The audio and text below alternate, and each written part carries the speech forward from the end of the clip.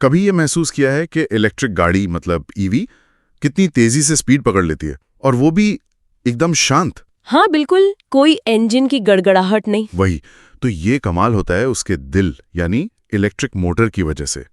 आज हम जरा इसी पर बात करेंगे। हाँ, खासकर जो दो मेन टाइप की मोटर्स यूज होती हैं, एक है परमानेंट मैग्नेट मोटर और दूसरी इंडक्शन मोटर। बिल्कुल, समझेंगे कि ये क्या है और क्यों कोई गाड़ी एक तरह की मोटर इस्तेमाल करती है तो कोई दूसरी।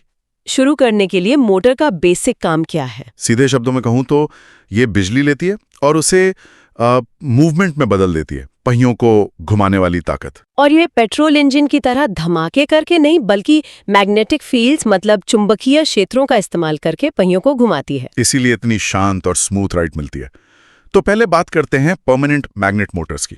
इनको पीएम मोटर्स भी कहते हैं। जी, जैसा नाम है, इनमें परमानेंट मतलब स्थायी, बहुत शक्तिशाली चुंबक लगे होते हैं। और इनकी खास बात क्या है? ये बिजली को मोशन में बदलने में बहुत एफिशिएंट होती हैं, मतलब कम बिजली खर्च करके ज्यादा काम करती हैं। अच्छा, खासकर कम स्पीड पर, जैसे शहर वगैरह में। हाँ, लोअर स्पीड्स पर इनकी इफिशिएंसी काफी अच्छी होती है। इसीलिए जिन गाड़ियों में लंबी रेंज चाहिए या तुरंत पिकअप चाहिए, उनमें ये ज्यादा दिखती हैं, जैसे कि टेस्ला मॉडल 3 की पिछली मोटर, निसान लीफ। और आजकल तो बहुत सी ई बाइक्स और स्कूटर्स में भी यही होती हैं। इनका एक और फायदा सुना है, साइज। हाँ, ये अक्सर वजन में हल्की और साइज में छोटी होती हैं। इससे डिजाइनर्स को गाड़ी बनाने में थोड़ी ज्यादा, क्या कहते हैं, फ्लेक्सिबिलिटी मिल जाती है। लेकिन हर अच्छी चीज के साथ एक लेकिन जुड़ा होता है ना। बिल्कुल, यहाँ पेच ये है कि इन शक्तिशाली चुंबकों के लिए कुछ खास धातुओं की जरूरत होती है, रेयर अर्थ मेटल्स। हाँ, दुर्लभ पृथ्वी धातु, इनके बारे में सुना है। दिक्कत क्या है इनसे? दिक्कत ये है कि एक तो इनका खनन मतलब माइनिंग बहुत महंगा है, और ये कुछ ही देशों में मिलती हैं ज्यादातर। तो निर्भरता बढ़ जाती है और शायद पर्यावरण पर भी असर होता होगा। जी हाँ, माइनिंग का पर्यावरण पर असर तो होता ही है। ये इनका एक बड़ा नेगेटिव पॉइंट है। ओके, तो अगर ये रेयर अर्थ वाली दिक्कत है तो दूसरा ऑप्शन क्या है? दूसरा ऑप्शन है इंडक्शन मोटर, IM कहते हैं इसे। इंडक्शन मोटर, इसमें क्या अलग है? इसमें परमानेंट मैग्नेट नहीं होते।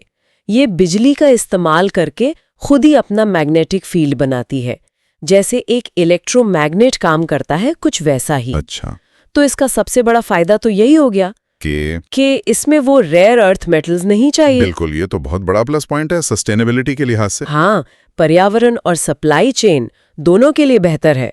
और एक और बात, क्या? ये इंडक्शन मोटर्स ज्यादा पावर हैंडल कर सकती हैं, हाई पावर। तो मतलब हाई परफॉर्मेंस वाली कारों के लिए ये अच्छी हैं या भारी गाड़ियों के लिए?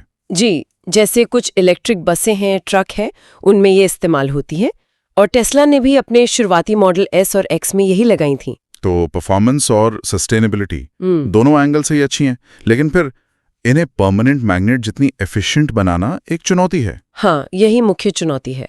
इंजीनियर्स लगातार काम कर रहे हैं कि इंडक्शन मोटर्स को हर स्पीड पर, खासकर कम स्पीड पर, PM मोटर्स जितना ही एफिशिएंट कैसे बनाया जाए। समझ गया। तो गाड़ी बनाने वाली कंपनियों को ये तय करना पड़ता है कि उन्हें क्या ज्यादा चाहिए, थोड़ी ज्यादा रेंज और एफिशिएंसी, या फिर रेयर अर्थ मेटल से छुटकारा और हाई पावर कैपेबिलिटी। इसीलिए शायद कुछ गाड़ियां दोनों का मिक्स भी इस्तेमाल करती हैं। हाँ बिल्कुल, कुछ ईवीज में दोनों तरह की मोटर होती हैं, एक एक्सल पर PM, दूसरे पर IM, ताकि एफिशिएंसी और पावर का अच्छा बैलेंस मिल सके। ये तो काफी स्मार्ट तरीका है। और देखिए, मोटर की एफिशिएंसी का सीधा असर पर्यावरण पर भी पड़ता है। कैसे? जितनी एफिशिएंट मोटर होगी, हाँ, उतनी कम बिजली इस्तेमाल होगी। मतलब एक चार्ज में गाड़ी ज्यादा दूर तक जाएगी और चार्जिंग की जरूरत कम पड़ेगी। सही बात।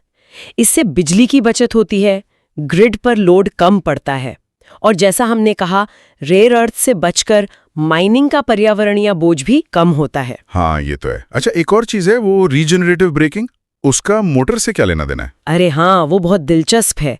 रीजनरेटिव ब्रेकिंग में जब आप ब्रेक लगाते हैं या पैर एक्सेलरेटर से हटाते हैं, हाँ, तो पहियों की जो घूमने की एनर्जी है, हाँ, वो मोटर को उल्टी दिशा में घुमाती है। और इस समय मोटर एक छोटे जनरेटर की तरह काम करने लगती है। अच्छा, मतलब वो बिजली बनाने लगती है। हाँ, और वो बिजली वापस बैटरी में चली जाती है। वाह, तो ब्रेकिंग के दौरान भी बैटरी थोड़ी चार्ज हो जाती है। हाँ सी, इससे रेंज बढ़ाने में मदद मिलती होगी। बिल्कुल, ये रेंज को थोड़ा एक्सटेंड करने का एक बहुत कारगर तरीका है। ये तो कमाल है।